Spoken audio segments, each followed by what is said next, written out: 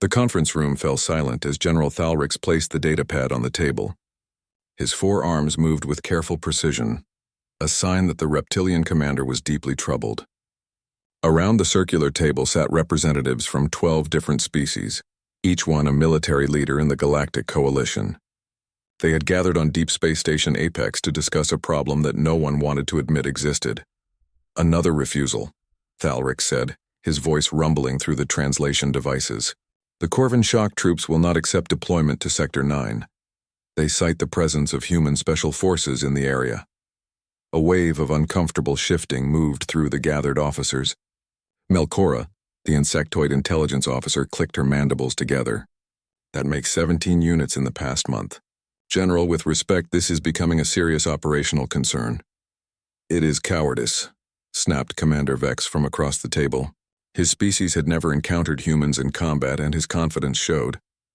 We have superior numbers, superior technology, and superior firepower. These humans are new to the galactic stage. Their equipment is outdated. Their ships are few. Why should our forces fear them? Thalrix fixed his yellow eyes on Vex. Because 3 of my best units are missing completely. No distress signals, no bodies. No evidence they ever existed except for their equipment, found arranged in neat piles at their last known positions. The room grew even quieter. Officers exchanged glances. Some had heard rumors, but few knew the full extent of the situation. Show them, Melkora said softly. Show them everything. Thalrix activated the holographic display. Images filled the air above the table. Combat footage, sensor readings, and reports scrolled past. The first image showed a military outpost.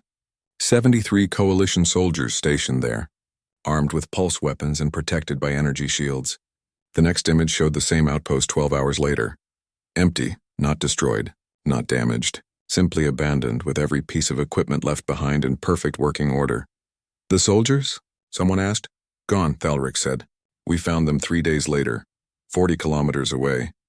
Unconscious, bound with their own equipment straps. Not a single injury among them. More images appeared. A mercenary company that had accepted a contract to eliminate a human team. 200 mercenaries against 5 humans.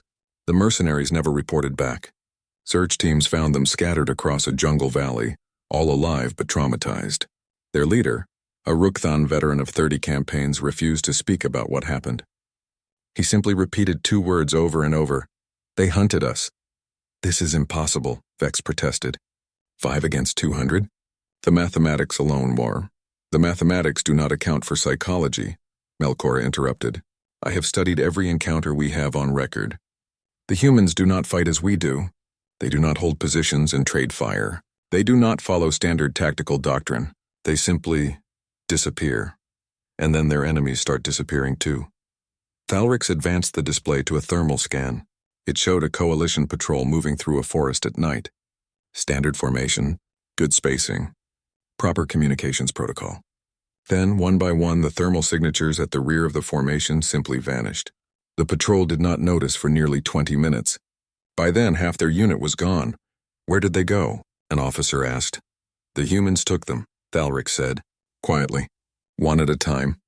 When the patrol finally realized what was happening and called for extraction, they found their communications equipment had been sabotaged. Not destroyed, sabotaged, modified to only transmit on frequencies the humans controlled. A pilot named Ven, who had served in border regions near human space, spoke up. His species were peaceful traders, but they heard things. I have spoken with those who have seen the humans fight. They say the humans smile before battle, that they move through terrain that should be impossible to cross, that they can remain still for days, waiting for the perfect moment to strike, and that when they do strike, it is so fast and precise that it feels like fighting ghosts. Superstition, Vex muttered, but his voice lacked conviction now.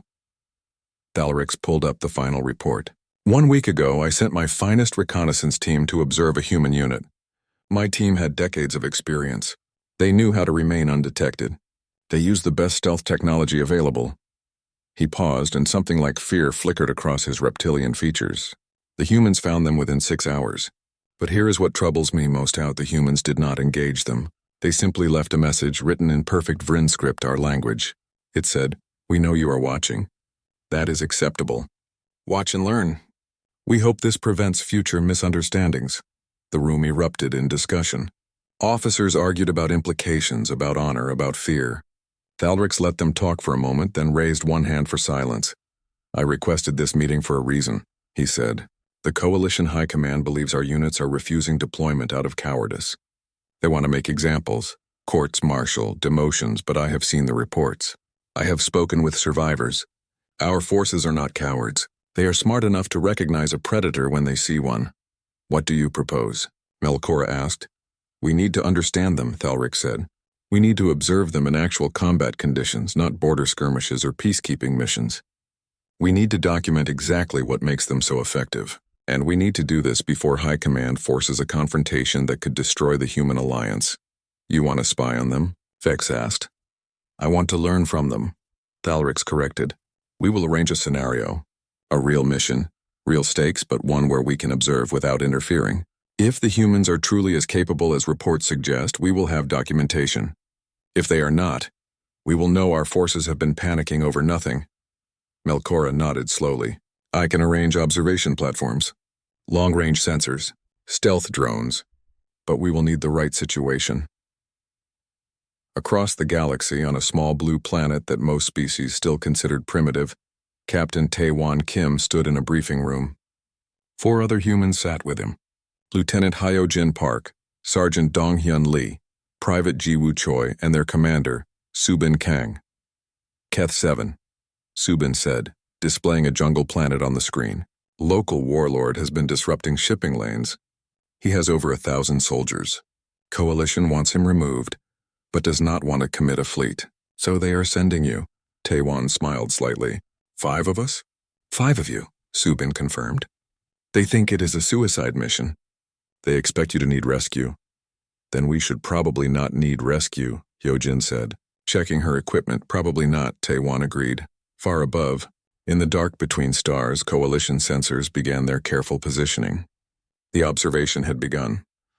The dropship fell through the atmosphere of Keth 7 like a burning meteor. Inside, the 5 humans sat in calm silence.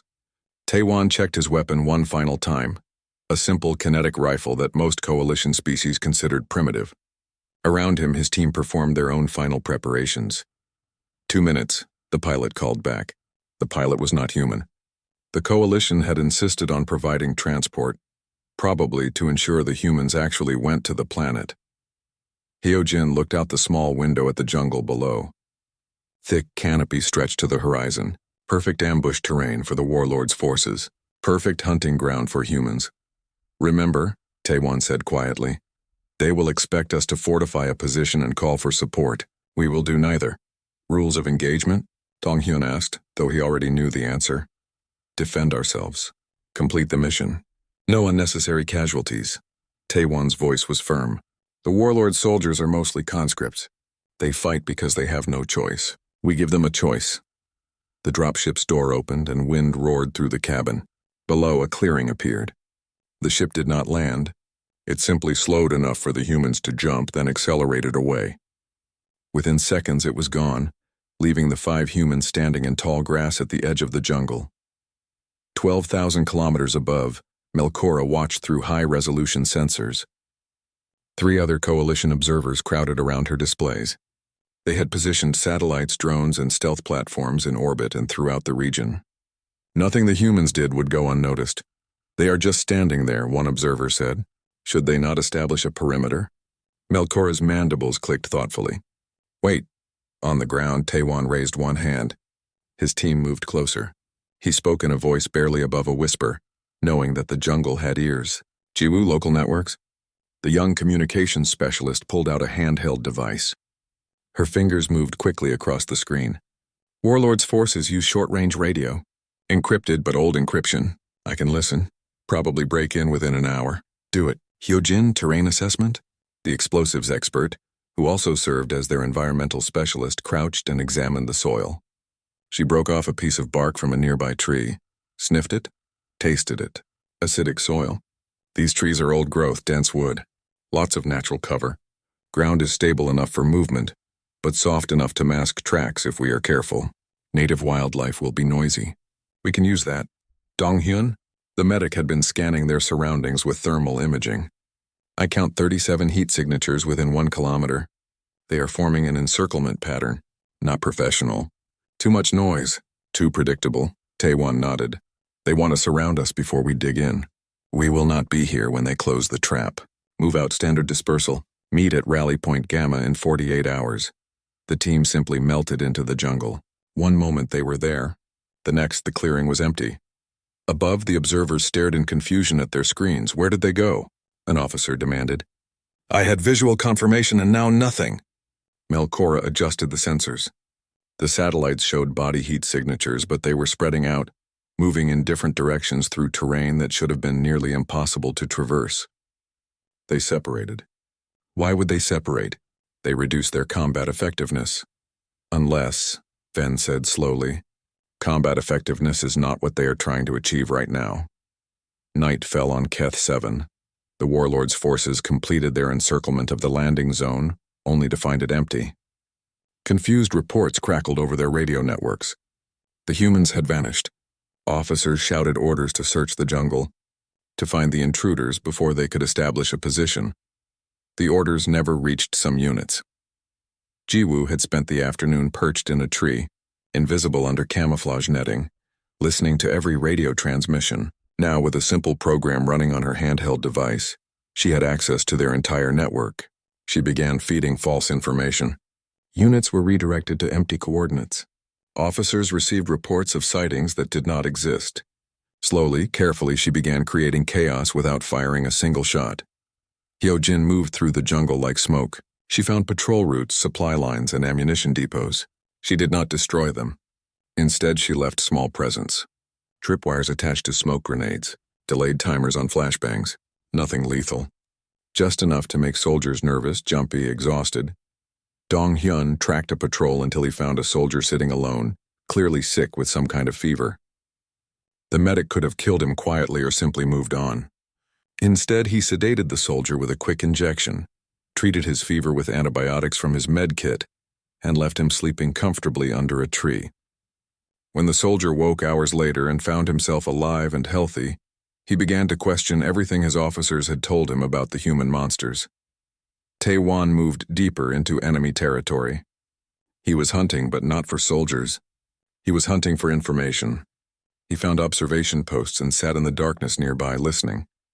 He found supply caches and memorized their locations. He found the warlord's command bunker and spent 6 hours watching it from a position so close he could hear conversations through the walls. By the end of the first day, the warlord had lost contact with 8 patrols, not because they were dead, but because they were lost, confused, and too frightened to report their positions.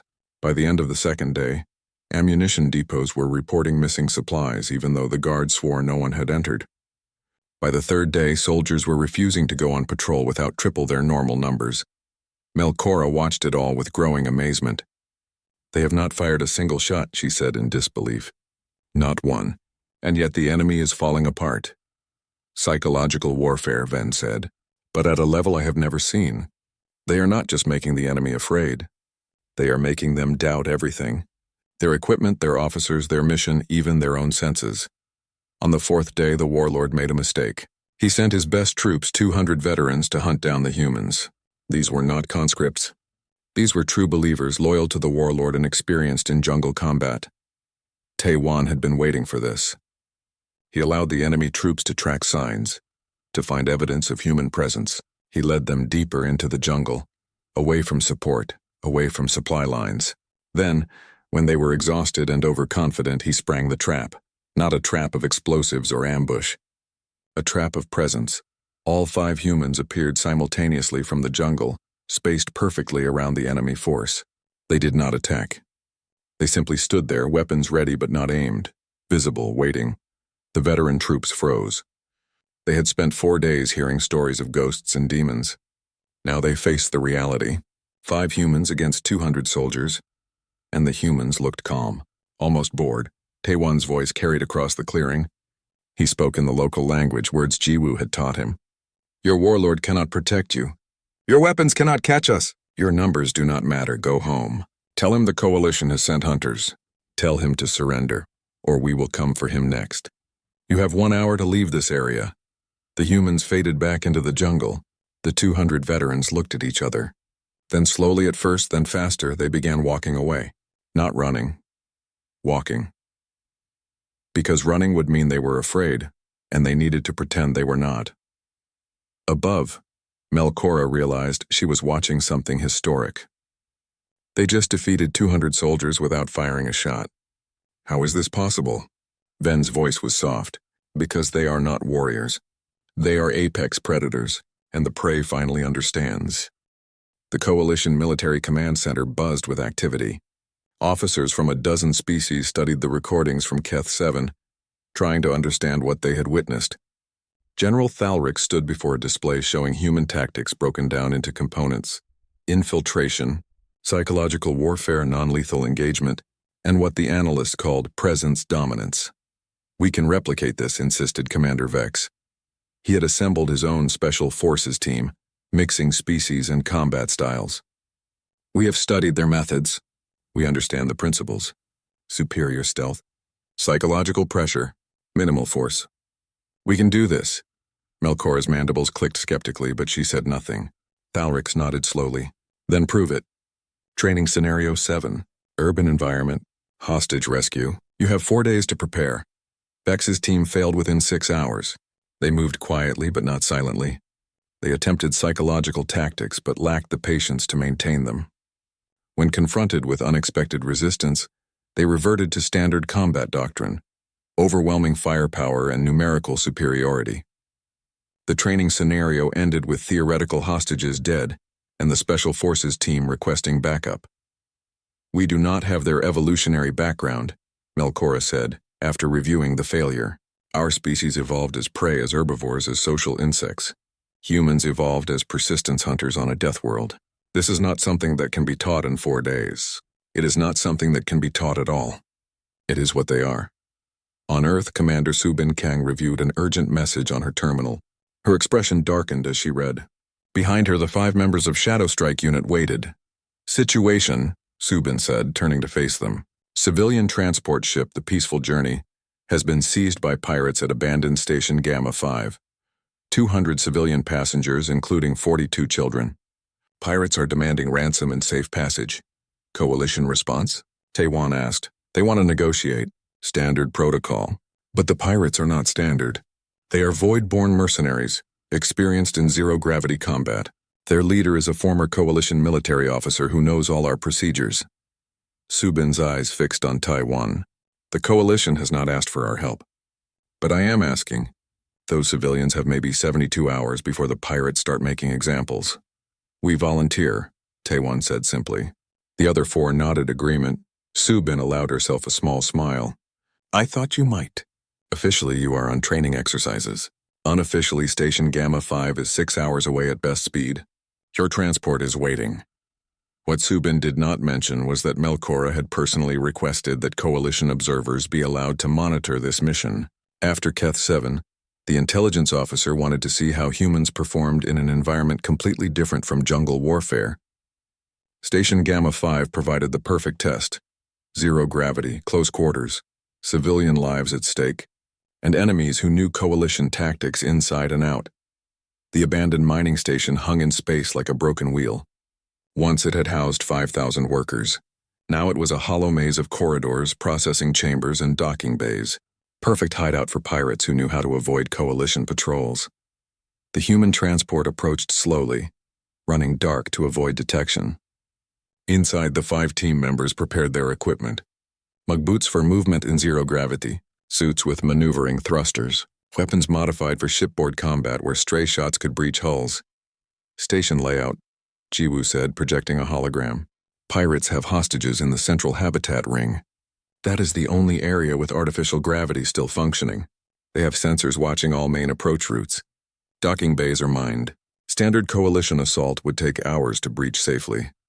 Which is why we are not using standard approach," Taiwan said. He pointed to a section of the station marked in red. "Damaged section here. Hull breach occurred 3 years ago during the evacuation. Never repaired. Coalition considers it too dangerous for approach." Hyojin studied the damage reports. Unstable structure. Possible decompression. No gravity. Debris field. It would be suicide to approach from there.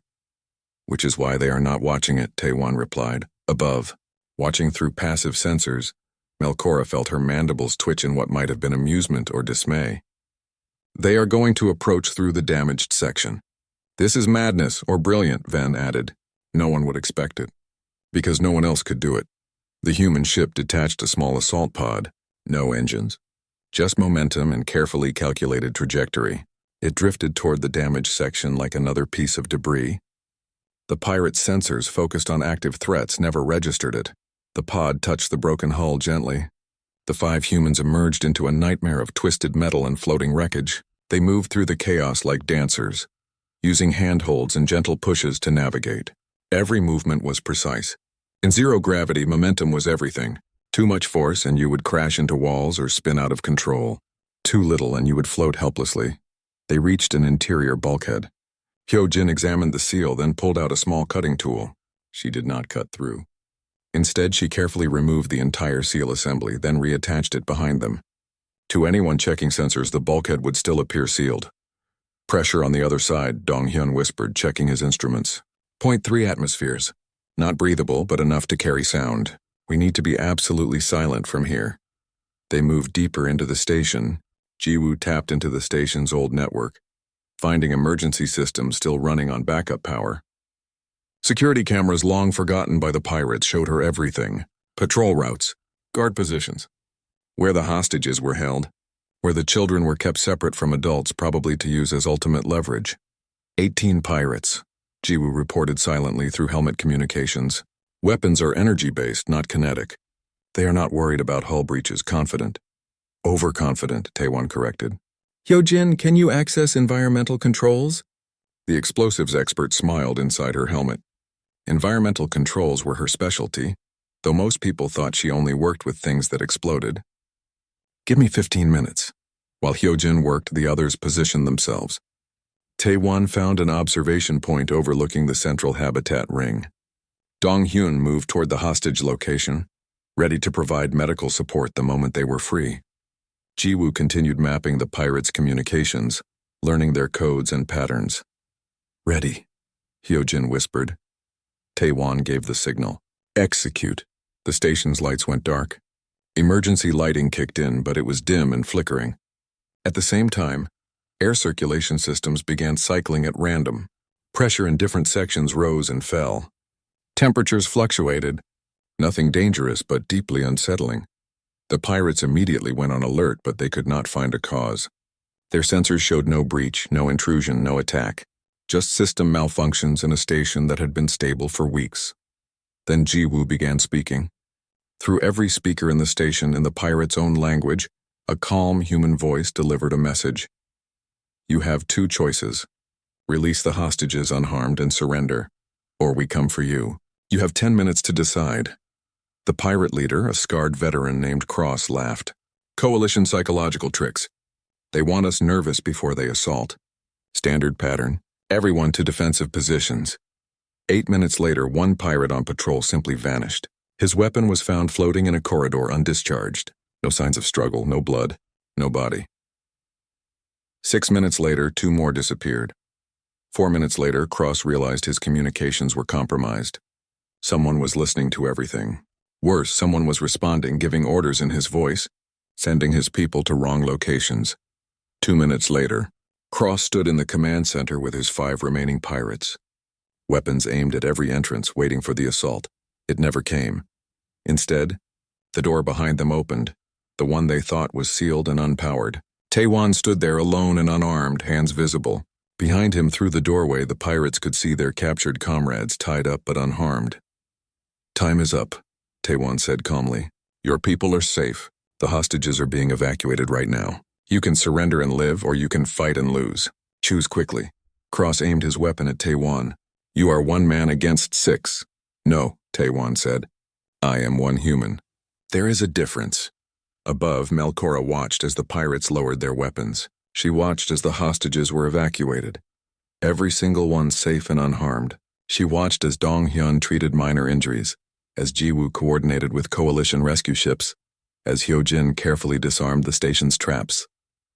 They rewrote every rule, she said softly. They did not breach the station.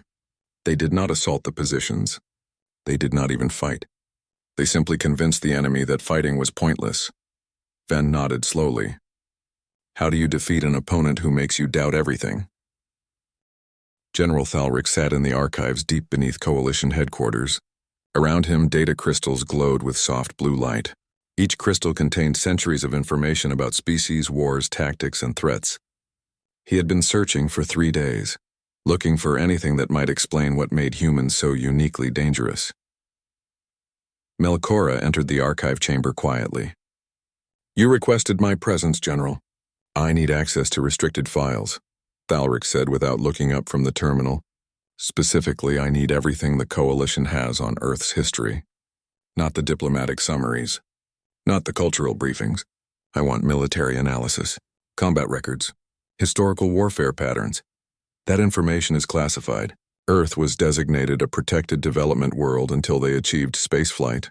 We observed them but did not interfere. Melkora's mandibles clicked thoughtfully. The Coalition deemed them too primitive to pose a threat. Why would military records be restricted?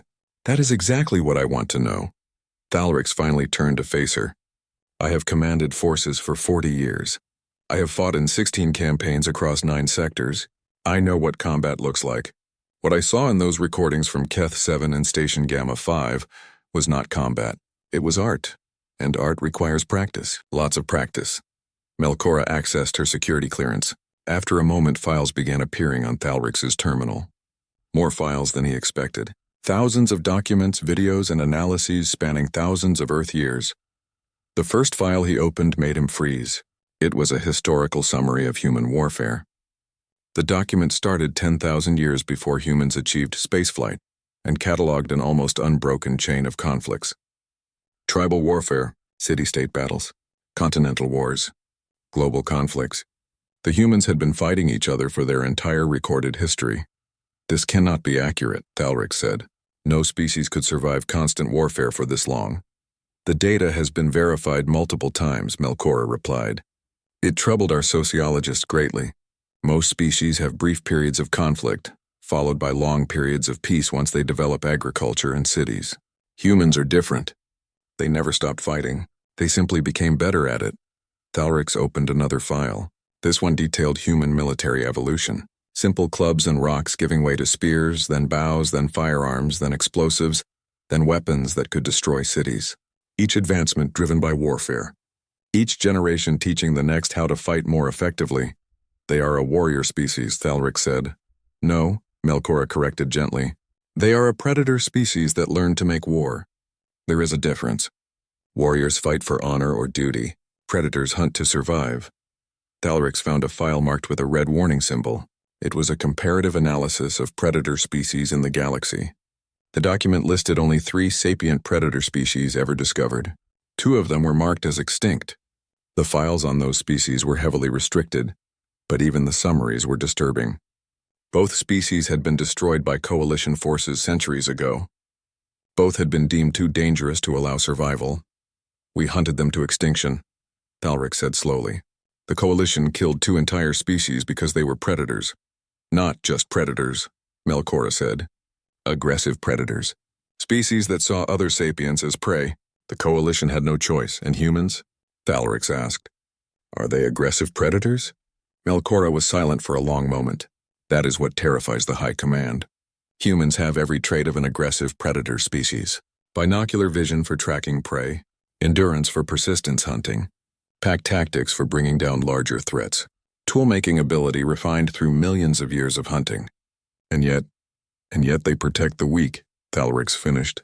They rescue hostages. They treat wounded enemies. They choose non-lethal methods whenever possible. He opened another file.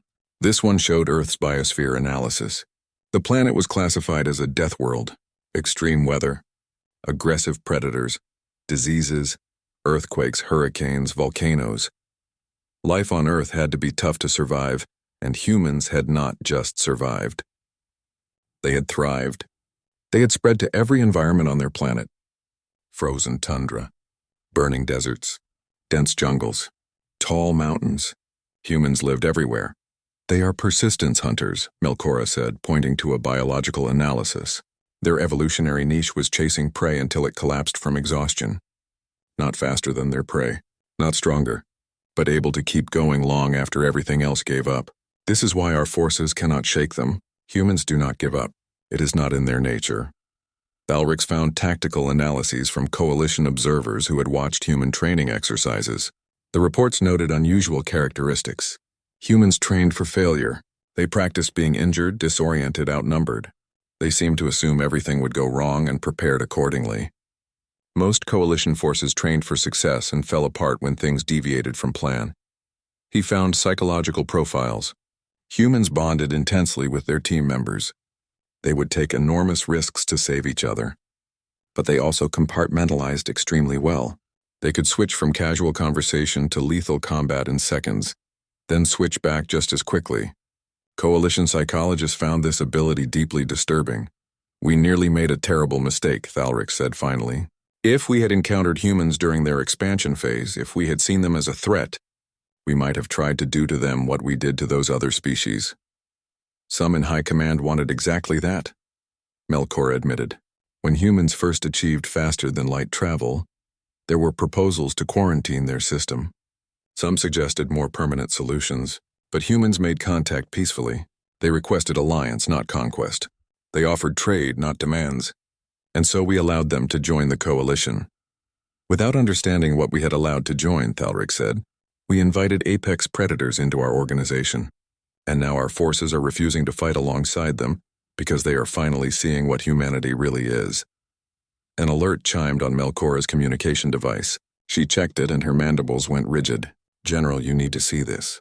Priority alert from the Vryn Empire." The message was short but troubling. The Vryn, a warrior species that prided themselves on combat prowess, had captured a human diplomat during a border dispute.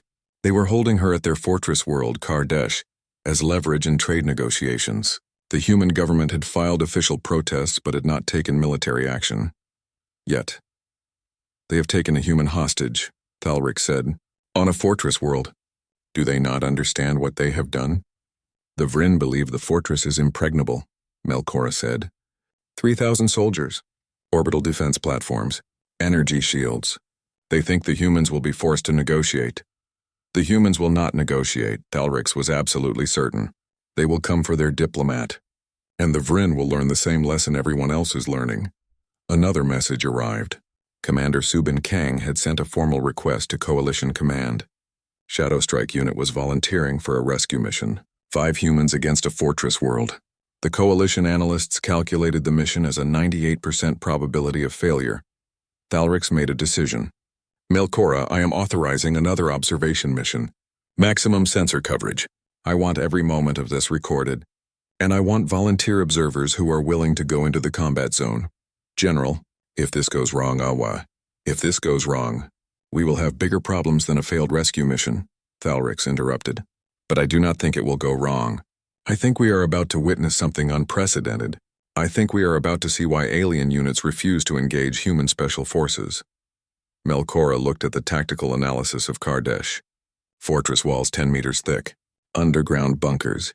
Anti-aircraft batteries.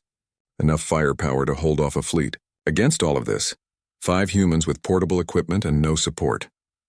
I will volunteer, she said. Someone needs to document this for history. Or for the warning, Thalrix added quietly. Future generations need to know. Humans are not like us. They do not think like us. And treating them as enemies is the most dangerous mistake any species can make. On Earth, Taiwan stood before his team in the briefing room. On the screen behind him, Kardesh rotated slowly. Thoughts? He asked. It is a trap, Hyojin said immediately. They want to draw us in and make an example. Probably, Taiwan agreed. Does that change anything? The 4 others shook their heads.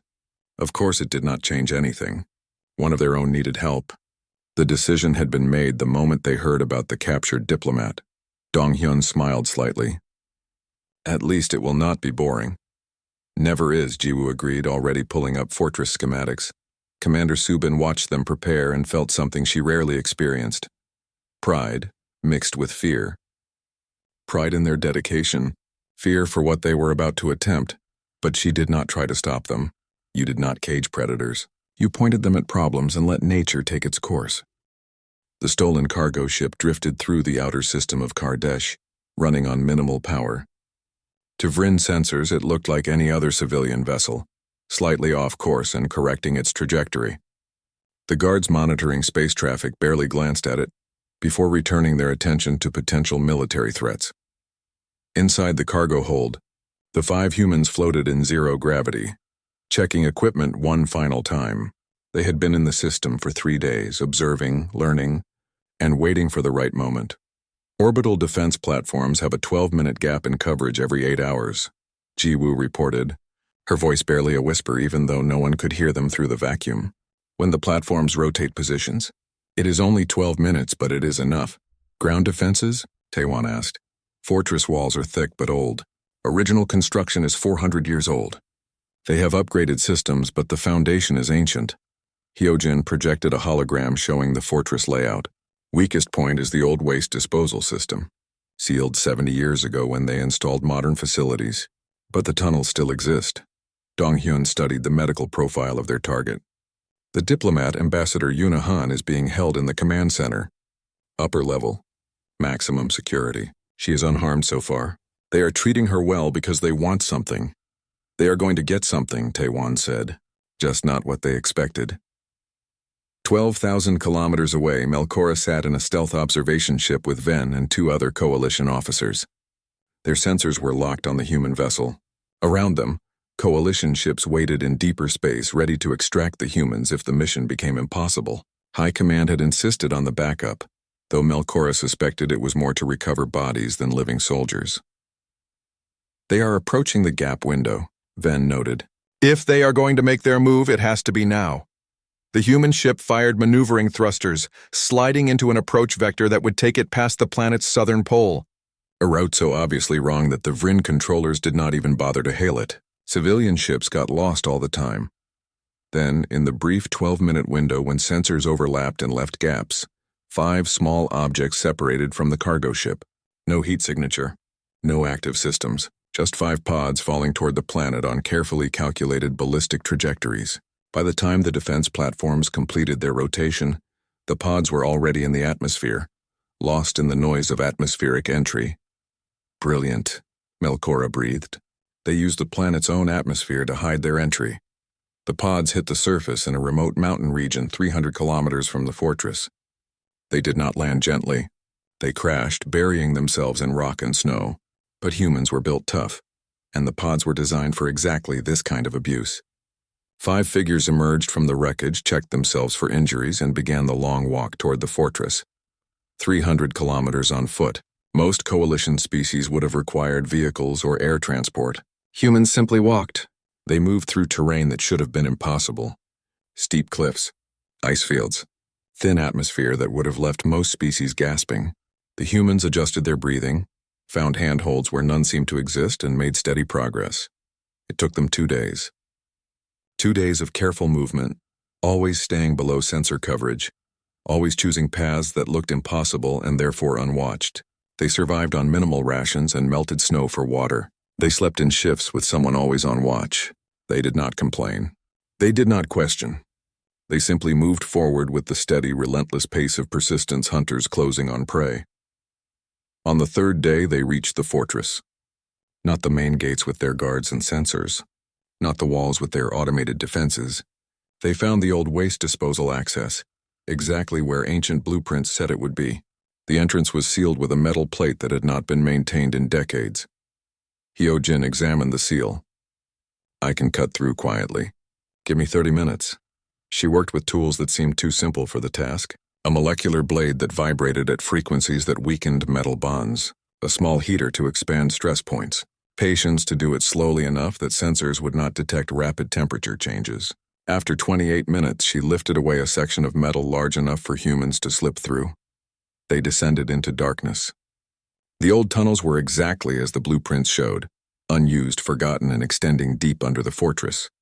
Jiwoo led the way, using passive sensors to map the path and detect any active systems. There were none. The Vrin had forgotten these passages existed. It took 6 hours to navigate the tunnels. 6 hours of crawling through tight spaces, climbing vertical shafts and bypassing collapsed sections. Coalition observers lost track of them completely. For 6 hours, Melkora could only wait and hope. Then Jiwoo's voice came through on a tight beam transmission. "We are in position. Preparing to extract the package." Inside the Fortress Command Center, Ambassador Yunahan sat in a comfortable cell, reading a book on a data pad. She was not mistreated. The Vryn were not cruel, just stubborn. They believed holding her would force Earth to make trade concessions. They were about to learn otherwise. Taewon appeared in her cell like a ghost. One moment she was alone. The next, a human soldier stood before her, finger to his lips in a gesture for silence. Yuna did not scream. She did not panic. She simply stood, nodded, and followed him. The command center's security systems never noticed. Jiwoo had been inside their network for hours, feeding false data to sensors, looping camera footage, and creating digital blind spots. The fortress guards saw nothing unusual. No alarms, no warnings, just another quiet night. Getting out was harder than getting in. The humans could not use the tunnels again. They would be too slow, and by the time the Vryn discovered the ambassador was missing, those tunnels would be the first place searched. They needed speed. They needed confusion. They needed the Vryn to look everywhere except where they actually were. Hyojin placed small charges throughout the fortress. Not large explosions. Just enough to trigger fire suppression systems, seal blast doors, and create chaos. Jiwoo rewrote the fortress computer systems, sending contradictory orders to different units, reporting breaches that did not exist, and generally creating the impression of a much larger assault.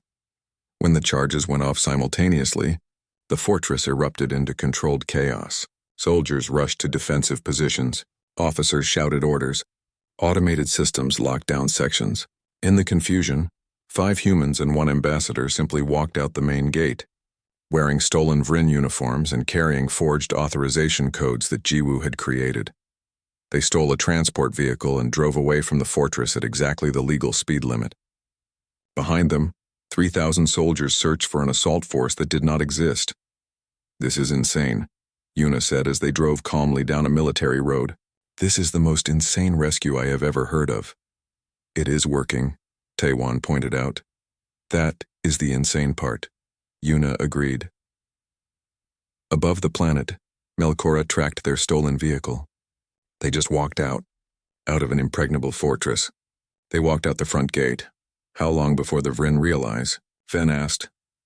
"They already have," Melkora said, watching her sensors. "Half their garrison is moving to intercept.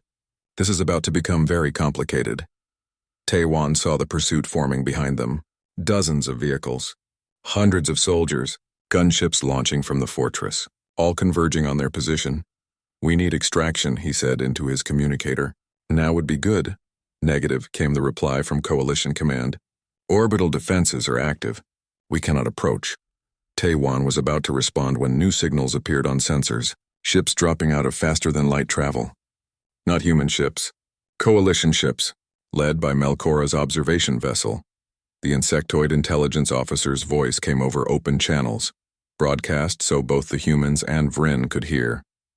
"This is Coalition Observer Ship Clarity. Be advised, we are providing extraction for diplomatic personnel under Coalition protection. Any interference will be considered a hostile act against the Coalition itself." The Vryn pursuit slowed, stopped. Gunships peeled away. No one wanted to provoke a Coalition military response over one diplomat. Melkora's ship descended to pick up the humans. As they boarded, Ven was already there, along with 3 other Coalition soldiers from different species. "We could not let you fight alone," Melkora said simply. "Not anymore." The transport lifted away from Kardesh. Behind them, General Thalrix transmitted a message to Vryn Command. It was not angry. It was not threatening. It was simply informative. "You attempted to hold a human hostage. You learned why that does not work. Consider this a lesson. Humanity are our allies. Treat them accordingly." On Earth, Commander Subin received the report of successful extraction. She allowed herself a smile. Then she opened another file on her desk. More requests from Coalition units. But these were not refusals to engage with humans. These were requests to train with humans, to learn from them, to understand their methods. General Thalrix sent a personal message. "Our forces no longer reject engagement with human special forces. They request partnership. We have much to learn, if you are willing to teach. Weeks, oh.